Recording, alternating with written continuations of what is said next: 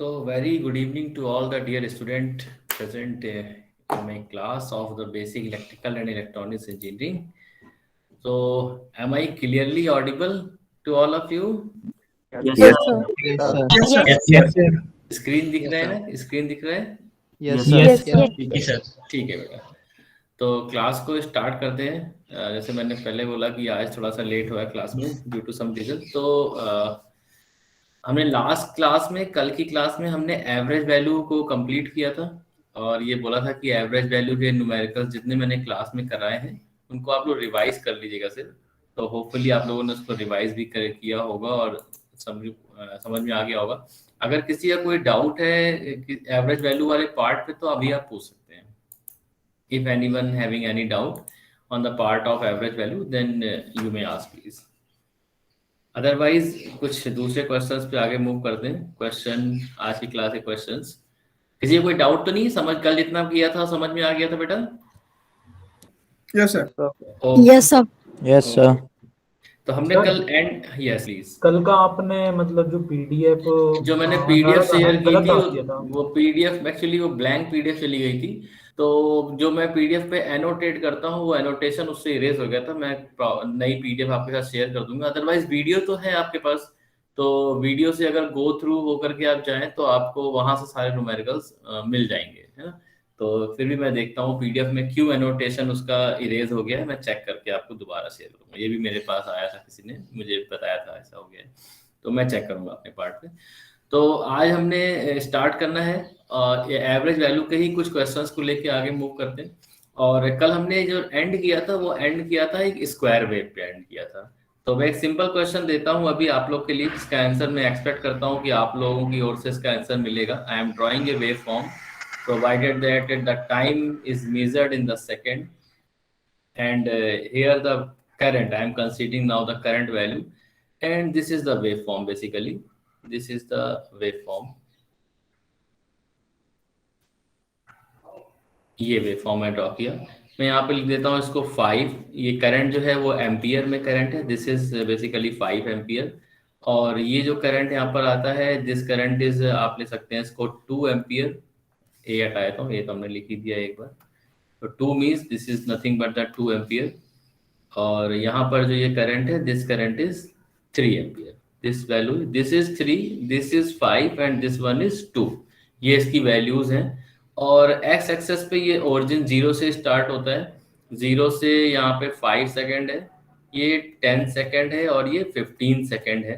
तो आपको इसकी एवरेज वैल्यू कैलकुलेट करनी है। Calculate the average value. Calculate करके प्लीज मुझे आंसर बताइए एक करके। ये एक स्क्वायर वेव फॉर्म है जिसका डेटा आपको दिया गया है।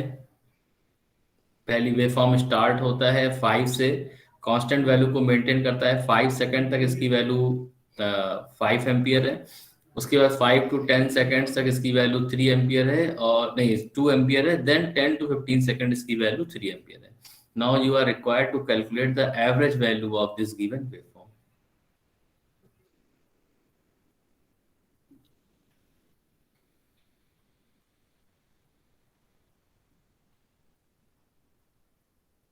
Sir, 25. Okay, चेक करते हैं। और किसी का एक आंसर मेरे पास आता है 25 एम्पियर। देखते हैं क्या रहता है, बाकी लोग क्या बताते हैं, क्या है आंसर।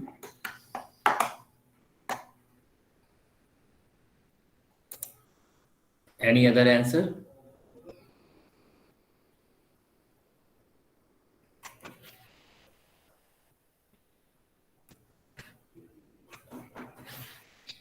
और किसी ने भी सॉल्व नहीं किया? 10/3. 10/3. Okay, second answer is 10/3. The second answer 2.33. 10/3. 10/3 ampere. दो लोगों ने बोला, इसके अलावा कोई और बोला था? हाँ 10/3. 10/3 मतलब 2. एक आंसर 10/3 sir. 10/3। काफी लोग 10/3. 10/3। ओके, तो देखिए इस क्वेश्चन को एक बार मैं करता हूँ, मैं चेक करता हूँ एक बार। सबसे पहले हम यहाँ पे टाइम पीरियड चेक कर रहे थे। तो ये एक ऐसी वेव फॉर्म है जो कि जिसको 0 से लेके 15 तक के बीच के लिए ड्रॉ किया गया है। तो यहाँ पर जरूरत नहीं है आपको टाइम पीरियड डिसाइड करने की, और required to calculate the average value of the waveform from 0 to 15, और 15 के बाद अगर कंटिन्यू होगी तो हम एज्यूम कर सकते हैं आगे रिपीट होगी, अदरवाइज हमें 0 से 15 तक के टाइम पीरियड के लिए इसकी एवरेज वैल्यू को कैलकुलेट करना है। तो अगर मैं लोअर लिमिट लिखूं इसकी, the lower limit of the waveform, what will be the lower limit? 0. Upper limit of the waveform, upper limit, what is the upper limit? 15, ये हो गया अपर लिमिट। इसके अकॉर्डिंग अगर टाइम पीरियड कैलकुलेट करोगे तो आप लिखोगे 15 minus 0 and it will become, if you can say that capital T is equal to 15 second. ये इसका टाइम पीरियड है। ये आंसर्स हैं, जो आंसर सही होगा उसको हम आखिरी में टिक कर लेंगे। अब आती है बात फंक्शन की। हम यहाँ पे लिखते हैं फंक्शन ft फंक्शन। कहता है फंक्शन देख के ही क्लियर हो रहा है, फंक्शन को 3 पार्ट में डिवाइड करना पड़ेगा, 0 to 5, 5 to 10 और 10 to 15। कहता है डिवाइड कर लेते हैं। कहता है 0 से लेकर के 5 सेकंड तक एक फंक्शन बनेगा, 5 से लेकर के 10 सेकंड तक दूसरा फंक्शन बनेगा, और 10 से लेकर के 15 सेकंड तक थर्ड फंक्शन बनेगा। 0 से लेकर 5 तक जो फंक्शन है बेसिकली, अच्छा कोई बताएगा 0 से लेकर 5 तक जो फंक्शन है वो क्या है? 0 से लेकर 5 तक फंक्शन की इक्वेशन हम क्या लिखेंगे? What will be the equation? 5 dt। ठीक है। 5 से 10 के लिए क्या लिखेंगे? 5 dt। सर 2 और उसके बाद ओके, उसके बाद ऑब्वियसली उसके बाद क्या 3 हो जाएगा। तो 5, 2 और 3। तो मैं लिख लेता हूँ यहाँ पे फंक्शन सिंपली, ये कांस्टेंट वैल्यू 5 है, this is a constant value, sorry ये कांस्टेंट वैल्यू है 5, ये है 2 एंड दिस वन इज 3, 5 2 3 ऐसे आपने बोला, ठीक है। अब हम यहाँ पे अपना फॉर्मूला लगाते हैं एवरेज वैल्यू के लिए। तो average value will equal to 1/t। T कितना है हमारे पास यहाँ पर? t इज था 15 सेकेंड। तो 1/15, इंटीग्रेशन बाय पार्ट्स में करना पड़ेगा। 0 to 5 अलग करेंगे हम, 5 to 10 अलग इंटीग्रेट करेंगे, और 10 to 15 को हम अलग इंटीग्रेट करेंगे।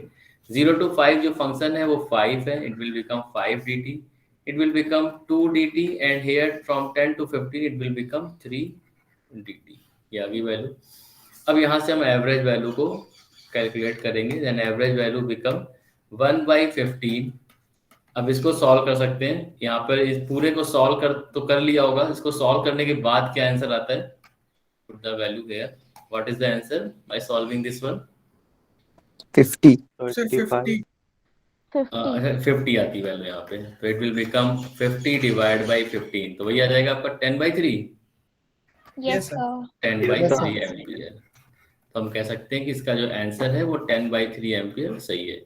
जिन्होंने 25 कैलकुलेट किया था या जिन्होंने 2 कैलकुलेट किया था उन्होंने क्या मिस्टेक की थी, शेयर कर सकते हैं यहाँ पे,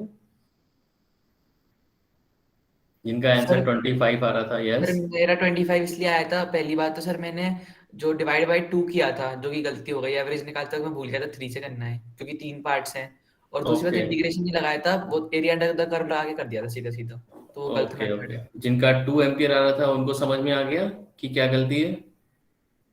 यस सर। ओके ठीक है।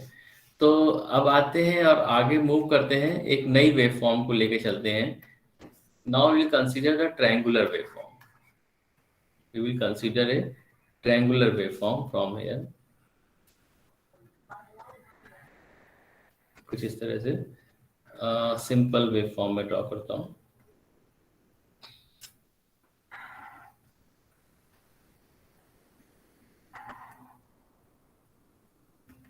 यहाँ पे मैं लेता हूँ टाइम, और इस वेव फॉर्म की जो पीक वैल्यू है वो तीनों के लिए कॉमन लेते हुए, मान लीजिए मैं यहाँ पे ले लेता हूँ 10, और मैंने लिख दिया दिस इज वोल्टेज। और यहाँ पे ले लिया 0, this is 1, this is 2, this is 3।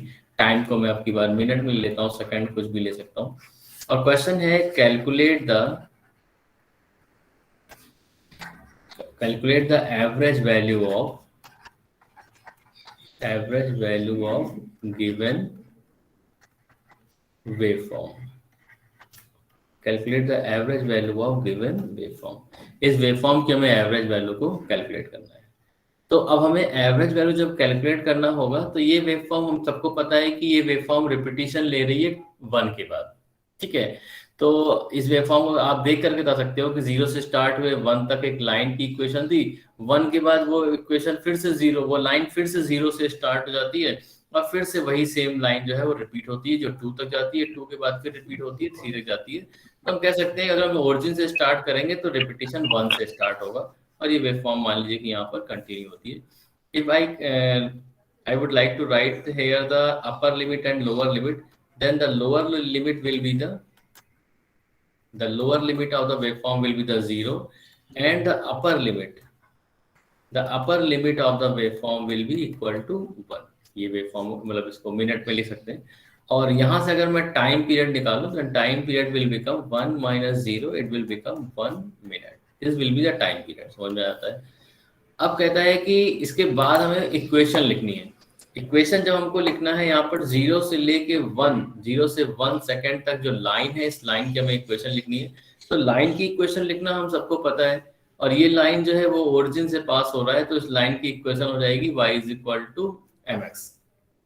और लाइन की इक्वेशन लिखने के कुछ और तरीके होते हैं। जो सिंपलेस्ट वे हो सकता है वो मैं आपको बताता हूँ। A line passing through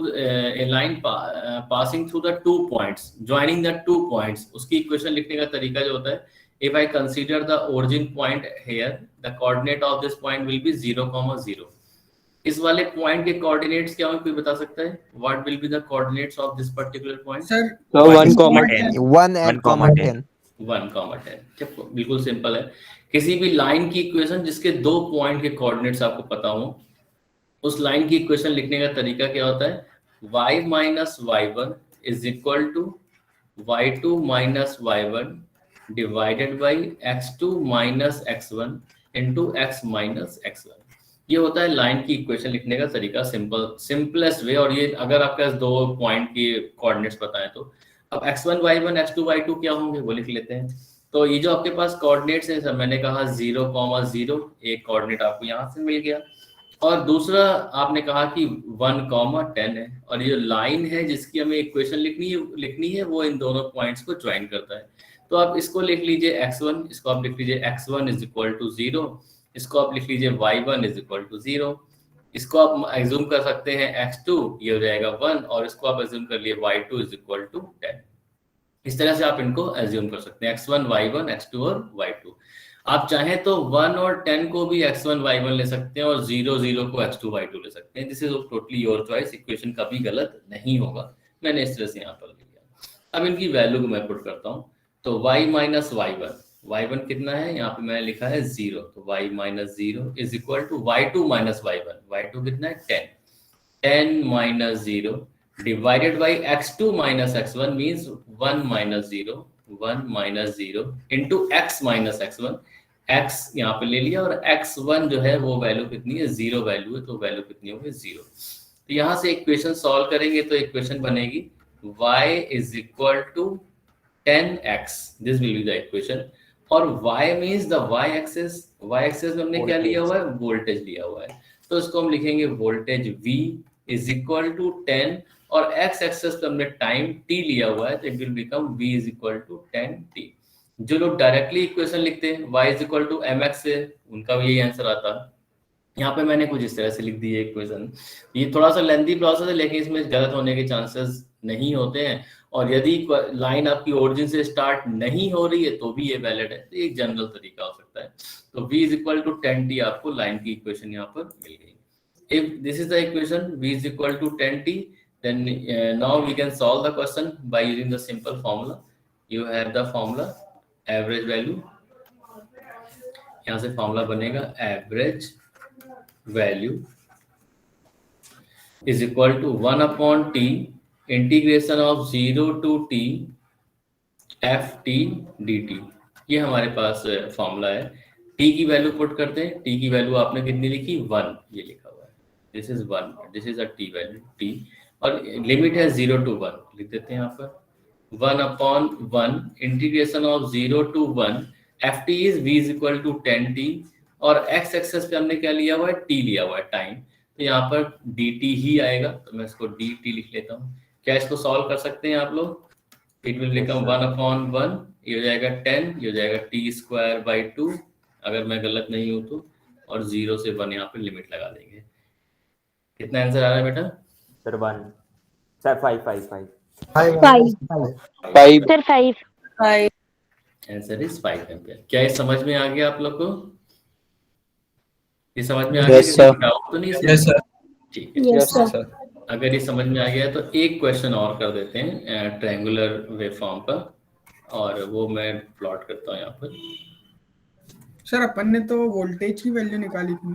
क्या लिख दिया मैंने? एम्पीयर। ओके, तो कट कर देते हैं। ये हो जाएगा वोल्ट। गुड।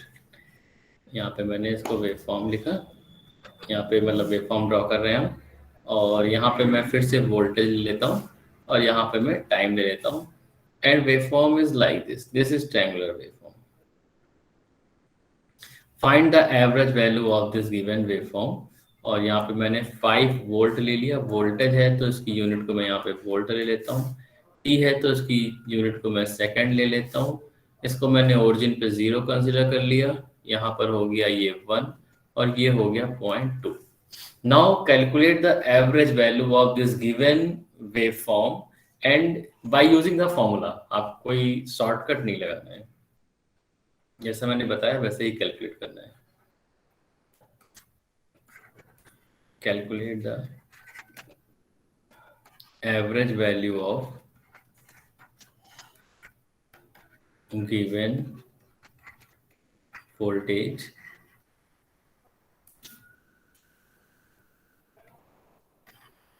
waveform।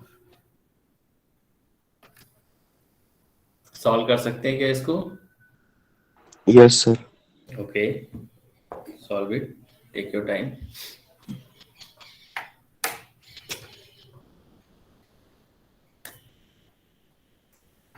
चलिए मैं भी आपके साथ सॉल्व करता हूँ, थोड़ा थोड़ा आगे बढ़ता हूँ। तो इसके सॉल्यूशन पे आते हैं।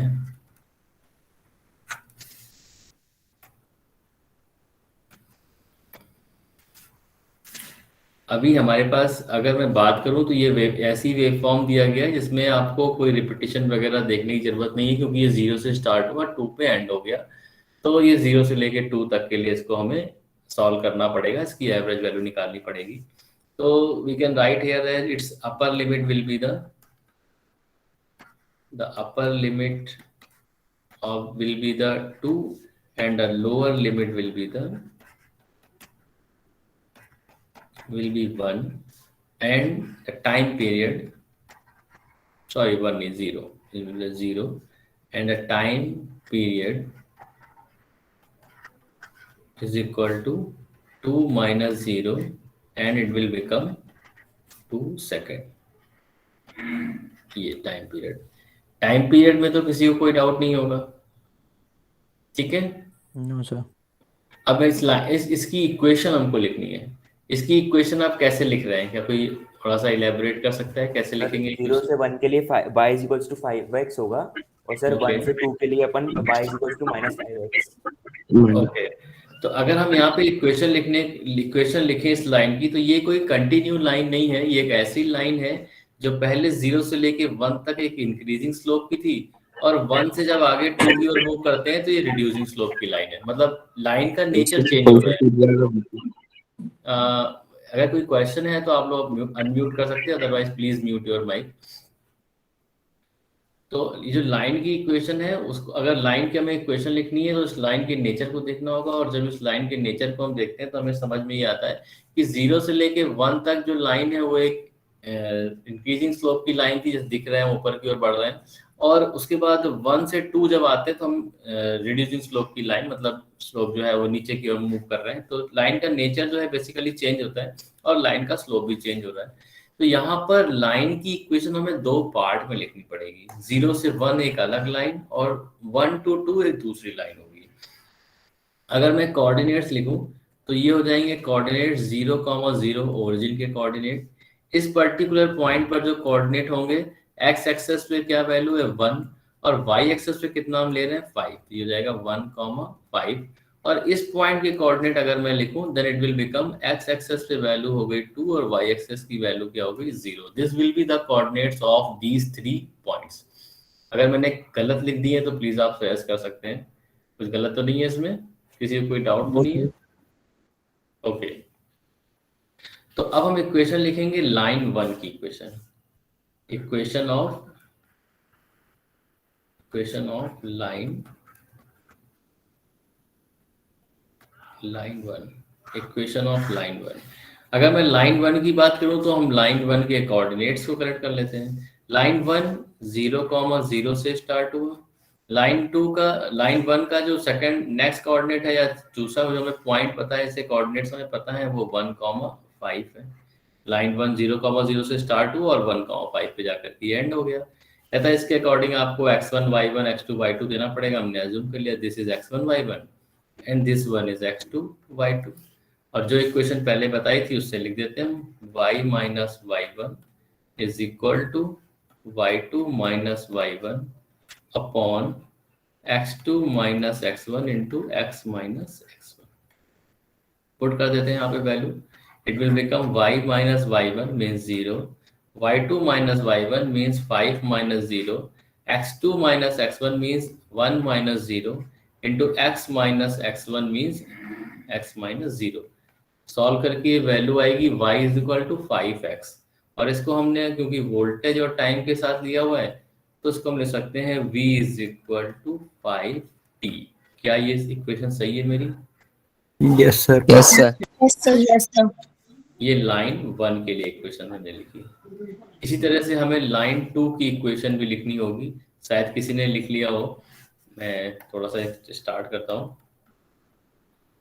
इक्वेशन ऑफ लाइन 2 की इक्वेशन कैसे होगी? लाइन 2 के कोऑर्डिनेट्स मान लीजिए 1,5 से स्टार्ट होता है, 2,0 पे एंड होता है, तो आप यहाँ पे लिख लो 1,5 और एंड होता है 2,0 पे। दिस विल बी x1, ये हो जाएगा y1, x2 और ये क्या हो जाएगा y2। Equation y minus y1 is equal to y2 minus y1 upon x2 minus x1 into x minus x1। y minus y1 की value 5 is equal to y2 0 minus y1 5, x2 मतलब 2 minus x1 मतलब 0 into x minus x1 हो जाएगा 1। इसको solve करके कोई बता सकता है क्या इक्वेशन आएगी? Y is equals to minus 5x. Sir 2 minus 1 होगा ना सर नीचे x माइनस x1 में? Sorry sir 2 minus 1। 2 minus 1 2 minus 2 minus 1 यहाँ पे 2 माइनस 1, ठीक है, ये बन जाएगा। तो क्या आती है? y is equal to 10 Minus 5x plus 10. I is equals to minus 5x plus 10. इसको हम लिख सकते हैं v is equal to minus 5t plus 10। ये इक्वेशन आ गई। तो आपको लाइन 1 की इक्वेशन पता चल गई और लाइन 2 की इक्वेशन पता चल गई। अब हमें यहाँ पे एवरेज वैल्यू निकालनी है, तो एवरेज वैल्यू का formula 1/t integration of 0 to t ft dt। 1/t हमने लिया था, यहाँ पर टाइम पीरियड लिखा होगा डेफिनेटली, ये लिखा है मैंने 2 सेकेंड टाइम पीरियड है। It will become 1/2. Now we will put a bracket here. Integration will be in part 0 to 1 plus 1 to 2. From 0 to 1 it is line 1 and the equation for line number 1 is 5t. So this value will be 5t dt and here this value is minus 5t plus 10 dt. तो इसको solve तो कर ही लेंगे मुझे लगता है आप लोग। Yes, sir. ये simple mathematics. Sir yes, college में बस एरिया अंडर कर्व भी तो लगा रहे हैं। एरिया अंडर कर्व लगा सकते हैं, लगा रहे नहीं है। एरिया अंडर कर्व एक शॉर्टकट मेथड है, उसको आप लगा सकते हैं क्योंकि कुछ नेचर जो है उसमें आपको पता होता है एरिया अंडर कर्व निकल सकता है। जैसे साइनोसॉइडल की हम बात करें तो साइनोसॉइडल में आपको एरिया अंडर कर्व का फॉर्मूला पता था क्या? इस वाले केस में आपको एरिया अंडर कर्व का फॉर्मूला पता है। आप इसमें सिंपल, आपको पता है इस ट्रायंगल का एरिया क्या होता है, तो ट्रायंगल का एरिया लोगे और डिवाइड बाय बेस वैल्यू के लिए 2 कर देंगे। बेसिकली एरिया अंडर कर्व है क्या? जो हमने यहाँ फॉर्मूला लिखा हुआ है, जो ये जो जनरल फॉर्मूला है, ये 0 to t ft dt जो फॉर्मूला है, ये एरिया अंडर कर्व को ही डिफाइन करता है। तो इसमें कोई नई चीज नहीं। Integration of 0 to t ft dt is area under curve divide by that capital T is base value. तो तो अब ये डिपेंड करता है, ऑब्जेक्टिव क्वेश्चन आएगा तो आप उसको area under curve divide by base से कर सकते हैं, लेकिन यही क्वेश्चन अगर सब्जेक्टिव में आता है, इसके मार्क्स 7 मार्क्स का क्वेश्चन है, तो आपको ये सारे स्टेप लिखने पड़ेंगे। वहां पे area under curve upon base करोगे तो मार्क्स नहीं मिलेगा क्वेश्चन में। दूसरा, जो ऐसी वेवफॉर्म आपको मिल गई जिसका आपको इक्वेशन तो पता है लेकिन उसका एरिया कैलकुलेट नहीं कर सकते, तो इस तरह की वेवफॉर्म के लिए आपको क्या करना पड़ेगा, वहां पे आपको यूज करना ही पड़ेगा, यही कंसेप्ट यूज करना पड़ेगा।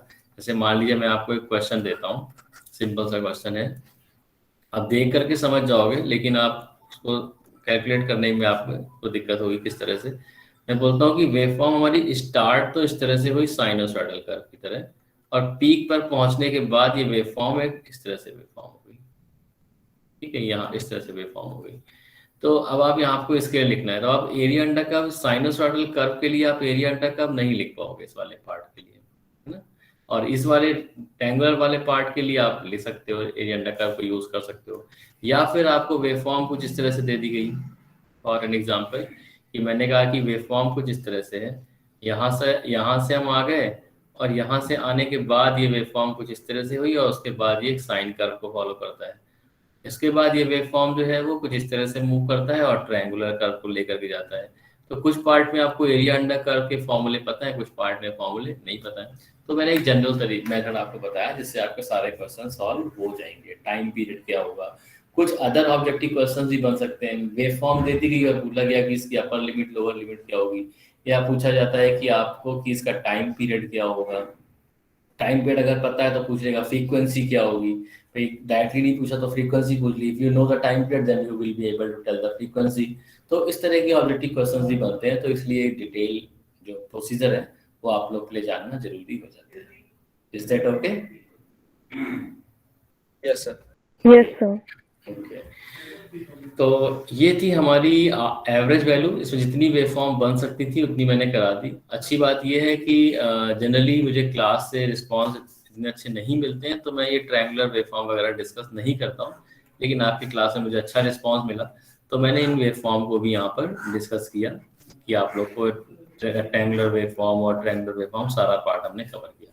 अगर रिस्पॉन्सेस नहीं आते तो हम उसको साइनोसॉइडल पे ही रोक देते हैं, क्योंकि इससे कि पेपर के पार्ट पे स्टूडेंट को दिक्कत ना हो, but it's good. Now come to the RMS value. It's good कि आप लोगों ने रिस्पॉन्ड किया आरएमएस वैल्यू। आरएमएस वैल्यू का फुल फॉर्म क्या होता है? What does mean by RMS? Root sir mean square. Okay, this is basically root mean square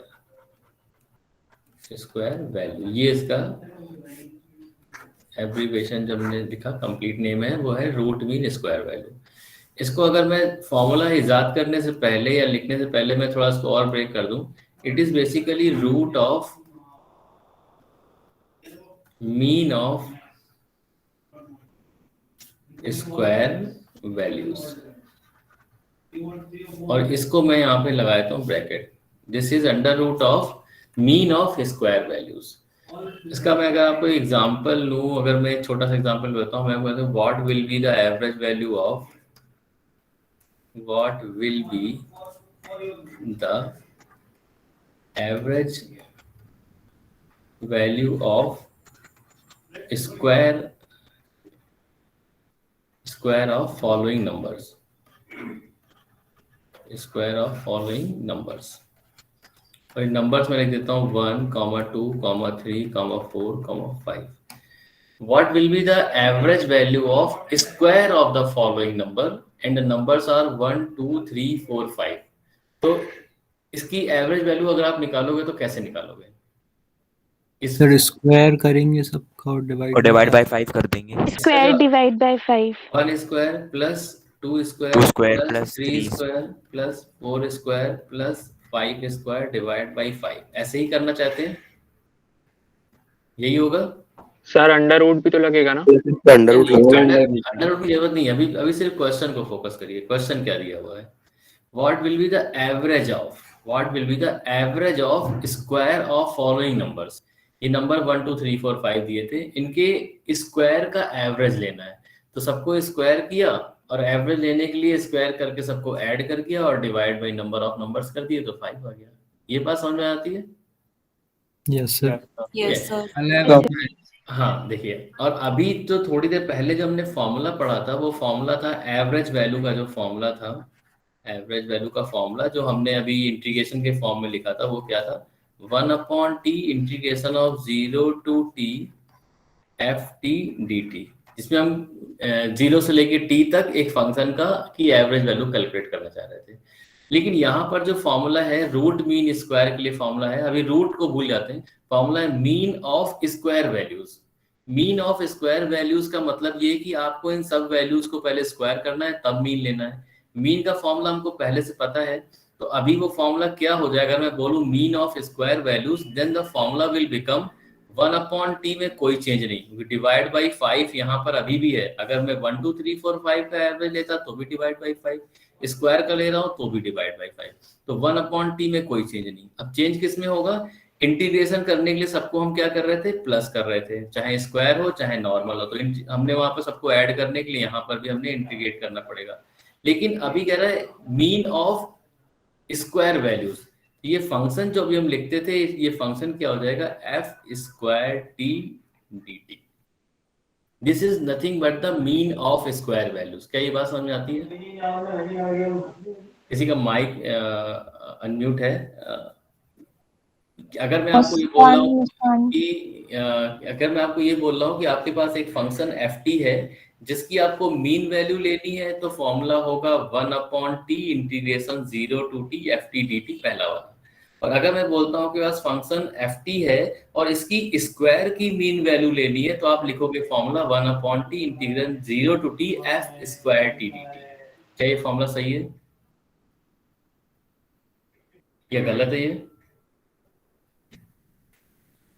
Am I audible? Yes sir. Yes, sir. Yes, sir. Yes. तो ये formula मतलब मैंने जो लिखा है ये सही है या गलत है, या समझ में नहीं आया? सर सही है। या किसी को समझ में नहीं आया तो किसी को समझ, मतलब आपको ये बात तो समझ में आ गई ना। अगर मैं इन 5 नंबर्स की मीन वैल्यू या एवरेज वैल्यू की बात करता तो 1 + 2 + 3 + 4 + 5 डिवाइड बाई 5 होता, वो फॉर्मूला ये। अब मैंने यहाँ की इनकी स्क्वायर की एवरेज वैल्यू लेनी है, तो क्या किया, मैं सबको स्क्वायर करके ऐड किया। तो मैंने यहाँ पे क्या किया, फंक्शन को स्क्वायर किया, ऐड करने के लिए इंटीग्रेशन लगाया और डिवाइडेड बाई 1/t कर दिया। ये हो गया mean of square value. Mean is nothing but the average. Yes please sir, उस फंक्शन में जो जो वैल्यूज आ रही है उनको अपन ने स्क्वायर करके लिया है ना सर? हाँ, mean of square value. Basically जो फंक्शन है वो क्या डिफाइन कर रहा है, वो तो 0 से लेकर के जहां तक आप लेके जा रहे हैं उन सारी वैल्यूज को लेके चल रहा है। अब आप उसको स्क्वायर करना चाहते हैं तो वो सारी, जब आप उसको स्क्वायर करोगे तो इंडिविजुअल स्क्वायर करने के बजाय आप फंक्शन को स्क्वायर करोगे और उसके बाद उसको इंटीग्रेट कर दोगे, तो बात है कि 0 से लेकर t तक उन सारी वैल्यूज को आप स्क्वायर करता जाएगा और ऐड करता जाएगा। अब फॉर्मूला हमारे पास है root of mean of square values.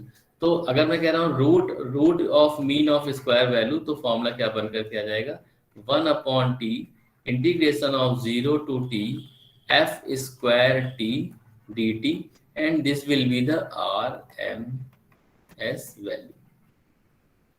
मैं चाहता तो ये फॉर्मूला डायरेक्टली लिख देता, आपसे बोलता कि इस फॉर्मूले को याद कर लीजिए, आप याद भी कर लेते, पेपर में क्वेश्चन भी आता, लेकिन ये फॉर्मूला बना कैसे उसके बारे में हम डिस्कस कर रहे थे। तो ये जो फॉर्मूला, अब जो फॉर्मूला मैंने लिखा हुआ है आरएमएस वैल्यू का, रूट मीन स्क्वायर वैल्यू, तो RMS value is equal to √1/t integral 0 to t f square t dt। Is this okay? Yes sir. Yes, sir. Yes. Okay, ठीक है। Correct है तो ओके, तो अब हमारा टास्क क्या है, अब हमको सारे के सारे क्वेश्चन यहाँ पे सॉल्व करने पड़ेंगे। और किसके लिए सॉल्व करने पड़ेंगे, आरएमएस वैल्यू के लिए। मान लीजिए कि मैंने यहाँ पर एक वेव फॉर्म ली कुछ इस तरह से, जो मैंने सिंपल वेव फॉर्म ली थी। मैंने एक साइनोसॉइडल कर्व लिया 0 से लेके पाई तक, और जिसकी मैक्सिमम वैल्यू क्या थी, Vm इसकी मैक्सिमम वैल्यू थी, ओमेगा t एक्स एक्सेस था और ये V था। Find the RMS value, find the RMS value. अब RMS वैल्यू जब निकालोगे तो इस RMS वैल्यू के फॉर्मूले में कोई भी टर्म नया नहीं है। टाइम पीरियड कैसे निकालते हैं आपको पता है, लिमिट कैसे निकालते हैं आपको पता है, फंक्शन कैसे लिखते हैं आपको पता है, सिर्फ फॉर्मूले में कुछ चेंजेस हुए हैं जो कैलकुलेशन को बढ़ा देंगे। तो इसमें मैं लिखूंगा, आपको लिखना क्या है, ये 0 से लेकर t तक है, तो आप लिखोगे लोअर लिमिट ये हो जाएगी वो 0। अगर मैं बात करता हूँ अपर लिमिट की, तो अपर लिमिट क्या हो जाएगी, अपर लिमिट हो जाएगी पाई। इन दोनों को ध्यान रखते हुए अगर मैं टाइम पीरियड t लिखूंगा तो हो जाएगा पाई माइनस 0, तो कितना हो जाएगा, पाई हो जाएगा। फंक्शन की अगर मैं बात करता हूँ तो आप बोलोगे sir function f of omega t है, आपने कल ही बताया था, और इसकी equation vm sine of omega t यहाँ पर होती है। अब मैं बोलता हूँ आपको एवरेज आरएमएस वैल्यू लिखना है, what will be the RMS value. तो आरएमएस वैल्यू जो आप लिखोगे तो फॉर्मूला है 1/t integration of 0 to t f square, t नहीं होगा आपकी बार ओमेगा t होगा और d ऑफ ओमेगा t होगा, और इसकी होल पावर आप 1/2 लिख दोगे। इसको अंडर रूट मतलब पावर 1/2 पुट कर देते हैं वैल्यूज को। 1/t मतलब 1/पाई, इंटीग्रेशन ऑफ 0 टू t मतलब इंटीग्रेशन ऑफ 0 टू पाई। अब यहाँ पर f square omega t means vm square, इसको स्क्वायर कर रहे हैं, vm square sine square omega t और d ऑफ ओमेगा t, और इसकी पावर जो है वो कितना हो जाएगा 1/2 हो जाएगा। यहां तक किसी को कोई डाउट अगर है तो आप पूछ सकते हैं। If any doubt till now, you may ask please. सबको समझ में आ गया? सर हाँ sir root of mean square है ना सर, तो 1/t बाहर क्यों नहीं होगा सर रूट के? तो मीन स्क्वायर का मीन कर रहे हैं उस फंक्शन में, तो 1/t को अपन ने रूट के अंदर क्यों लिया है सर?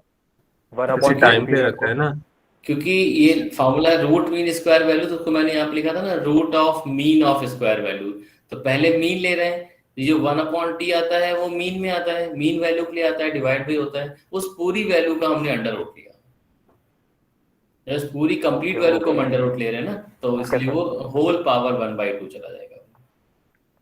ठीक है, अब इसको सॉल्व कर सकते हैं, मुझे लगता है आप लोग के लिए कोई डिफिकल्ट नहीं है इसको सॉल्व करना। 1/पाई और यहाँ पे vm कांस्टेंट वैल्यू है, तो vm स्क्वायर बाहर आ जाएगा, vm स्क्वायर बाई पाई, और साइन स्क्वायर ओमेगा t को आप cos 2a वाले फॉर्मूले से ब्रेक कर देंगे, हाँ उस तरह से सॉल्व कर लेंगे। साइन स्क्वायर ओमेगा t हमेशा वैसे ही सॉल्व होता है, और इसको सॉल्व करके फिर आपको बताना है इसका आंसर। तो मेरे ख्याल से इसका आंसर vm/√2 शायद आ रहा होगा जब सॉल्व करेंगे तो। If you will solve this mathematical equation, then you will get the answer vm/√2 as per my knowledge। ये बच्चे कर सकते हैं आप, है ना? तो आपको ये जो रूट मीन स्क्वायर वैल्यू का जो कंसेप्ट है ये समझ में आ गया सभी को? Yes, sir. Yes, sir. Formula केवल नया है, केवल फॉर्मूला चेंज हुआ है, बाकी basic concept time period, limit निकालना, फंक्शन लिखना, सब कुछ वैसे ही जैसा अभी तक हम करते आ रहे थे। तो अब इस वीक का आप लोग के लिए कह सकते हैं असाइनमेंट या प्रैक्टिस प्रॉब्लम शीट ये है कि आप लोग को जितने भी क्वेश्चन हमने एवरेज वैल्यू के लिए सॉल्व करे थे, कल की शीट में शेयर कर दूंगा आपके साथ, जितने भी क्वेश्चन हमने एवरेज वैल्यू के लिए सॉल्व करे थे उन सारे क्वेश्चंस के लिए आपको आरएमएस वैल्यू भी कैलकुलेट करना है। ठीक है? Okay, sir. उन सारे क्वेश्चन की, और अगर वो शीट मुझे नहीं मिलते, मैं देखता हूँ जब होपफुली वो मिल जाएगी, अदरवाइज मैं क्या करूंगा एक पेपर पे आपको वेव फॉर्म ड्रॉ करके आपके साथ शेयर कर दूंगा कि find the average value and the RMS value of these wave form. Maximum 5 या 6 वेव फॉर्म होंगी, तो उनको आप सॉल्व करके अपने पास रखिएगा, सबकी प्रैक्टिस हो जाएगी, और इसी को हम रेमेडियल क्लास में, मंडे वाली क्लास में हम इसको फिर डिस्कस कर लेंगे। Okay? Yes, sir. Okay sir. ठीक है, vm/√2 आ रहा है। हाँ vm/√2 आएगा बिल्कुल। तो आज की क्लास को यहीं पे एंड करते हैं, काफी लेट भी हो गया है, और कल हम इसी यूनिट में अटेंडेंस के लिए मैं पोर्टल अभी ओपन कर देता हूँ, 6 बजे से लेकर के 7 बजे तक के लिए ओपन हो जाएगा with the same password BEE theory के नाम से अभी मैं ओपन करता हूँ, तो आराम से आप अटेंडेंस को मार्क कर दीजिए। और कल हमारी क्लास उसी टाइम पे होगी जो हमारा शेड्यूल टाइम है, 12 बजे से जो टाइम है ना, तो 12 बजे से अपनी क्लास कल होगी, और इसी में जो आगे कंसेप्ट है उन कंसेप्ट को हम आगे डिस्कस करेंगे। तो AIML की लैब, AIML की लैब के लिए आज एक जो डाला था ना, एक मैसेज डाला था डॉक्टर विक्रम ने, हाँ सर वो यस सर रीशेड्यूल। हाँ एक्चुअली लैब में हम 2 फैकल्टी हैं, तो आज थोड़ा मैं बिजी था, तो डॉक्टर विक्रम सर से मैंने बोला था कि वो लैब लेंगे, तो उन्होंने बोला है कि रीशेड्यूल कर दी है मैंने। तो लैब जो भी होगी, जो वो आपका टाइम आपको उसके रिगार्डिंग अपडेट कर दिया जाएगा, आपको अनाउंस कर दिया जाएगा, ठीक है। और अटेंडेंस, हाँ अटेंडेंस की जहाँ तक बात है, तो आज की अटेंडेंस क्लास वाली अब जो मार्क कर रहे हैं ये काउंट होगी, मॉर्निंग वाली हम इसको डिस्कार्ड कर देंगे, वो काम की नहीं है। और लैब की अटेंडेंस भी किसी ने अगर मार्क कर दी तो वो भी किसी काम की नहीं है, उसको हम रीशेड्यूल जब करेंगे तो जो अटेंडेंस को लगाएंगे उसको हम काउंट करेंगे, ठीक है। हाँ yes please, any doubt? Sir आप अटेंडेंस से स्टार्ट कर रहे हैं? हाँ अटेंडेंस में स्टार्ट कर रहा हूँ, आप मुझे छोड़ेंगे तो मैं start कर दूंगा। सर ऑफिशियल ग्रुप क्या सॉरी बेटा, ऑफिशियल ग्रुप के रिगार्डिंग क्या बोला? ऑफिशियल मैसेज ऑफिशियल ग्रुप पे आ जाएगा ना लैब का? हाँ हाँ वो तो जैसे रीशेड्यूल का ऑफिशियल ग्रुप पे आया वैसे ही उसके टाइमिंग भी ऑफिशियल ग्रुप पे आएगा, और कोई बिना किसी क्लैशिंग के, ऐसा नहीं कि कोई क्लैशिंग हो रही है, ऐसा कुछ भी नहीं होगा, तो वो हो जाएगा। उसको मैंने वो सर डाल देंगे, विक्रम सर अपडेट कर देंगे, और फिर सर ही आपकी लैब लेंगे इस वीक की, है ना। तो ठीक है, thank you for attending my today's lab session, thank you so much. I am going to stop the recording now. Thank you sir. Thank you Thank you, sir.